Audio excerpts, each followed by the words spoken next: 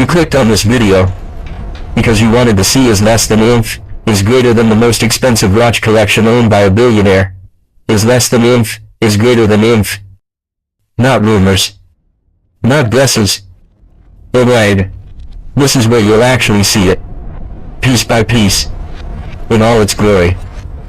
Picture this, strapping on a watch so valuable, it could buy you a mansion outright. Not a car. Not a vacation. A mansion. And here's the wild part. For this billionaire, that watch isn't even the centerpiece. It's just one among dozens. Each more legendary. More jaw-dropping than the last. Watches aren't just about time. They're about power. Legacy. And sometimes, pure obsession. Stay with me. Because by the end, you'll see a collection that feels less like jewelry, and more like a hidden empire.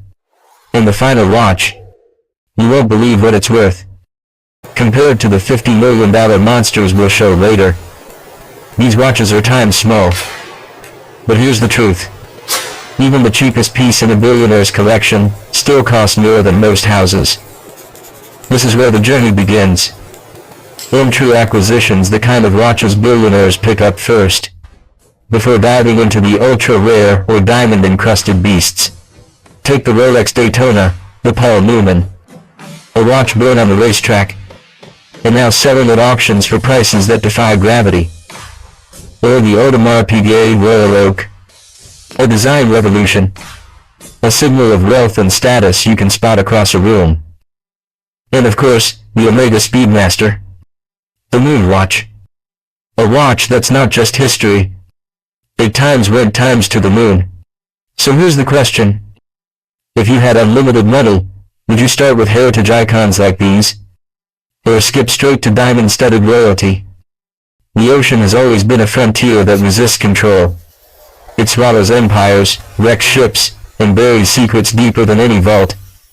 And yet, time and again, humanity has tried to conquer it. Sometimes with triumph. Sometimes with catastrophe. But here's the twist. For today's billionaires, the frontier isn't the ocean, it's attention. Most people think of a flashy billionaire move as buying a Bugatti or Ferrari. But for the ultra-rich, the real flex is strapping a Richard Mille or Jacob & Co. to their wrist. These aren't watches. They're skyscrapers for the wrist. Glass-clear sapphire cases. Diamond bras. Price tags bigger than small nations' GDPs. So here's the question. Would you actually wear something this loud? Or would you lock it away in a vault and let it become legend? What line? Money buys new watches, but true wealth buys history. Anyone with money can walk into a boutique and leave with the latest Rolex. Or a Richard Mille. That's just purchasing power. But owning something like the Patek Philippe Henry Graves Super Complication, or a Breguet once commissioned for royalty, that's different. Those aren't just watches. They're artifacts.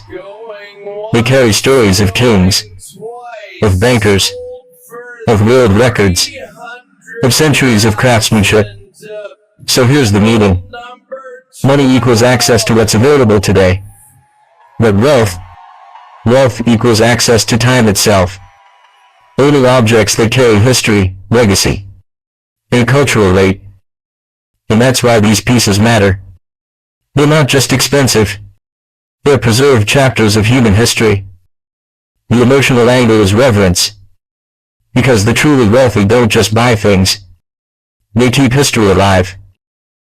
This is the watch that makes even billionaires shake their heads, the Graf Diamond's hallucination around $55 million, as so absurdly expensive that even the richest people would think, that's too much. You start softly, almost like letting the viewer in on a secret, then gradually build up the delivery to a dramatic reveal. Think, hush at first, then rising intensity as the price and absurdity land. You don't just say it's $55 million. You give perspective by comparing it to things people already think of as outrageously expensive, an entire fleet of private jets, rare Picasso paintings. Then you undercut it with irony. At the end of the day, it just tells the same time as the phone in your pocket. So the meaning is, this watch is a symbol of excess so extreme it shocks even the ultra-rich. and you present it in a way that makes the audience feel the absurdity, not just hear the number. These watches are more than machines. They're not just gears and springs. They're sculptures in motion. Each one carries the hand of a craftsman, the weight of tradition, and the ego of the person bold enough to wear it. Their history on a wrist. Legacies that outlive their owners. When they tick, it isn't just time passing. It's a statement. A declaration of wealth, of taste, and of power. And here's the truth. The Billionaire's collection isn't really about money. Sure, the price tags make headlines. But money comes and goes. What lasts is the story. Every piece is a marker. A way of saying, this was mine, this was my era, this was my taste. It's about legacy. Building something that speaks louder than a bank balance. These watches become monuments in miniature. Proof that long after time runs out for the person, their name and choices still tick on. You've just seen the kind of watch collection most people will never even stand in the same room with. Some call it art. Some call it madness. Some see nothing but diamonds and price tags. But here's the real question. If money meant nothing, if you could chase pure passion instead of price, what would you collect? Drop your answer in the comments. I want to see where your imagination goes. And if you enjoyed this journey, make sure you hit subscribe, because what we opened today was just one vault. And there are many more waiting to be unlocked.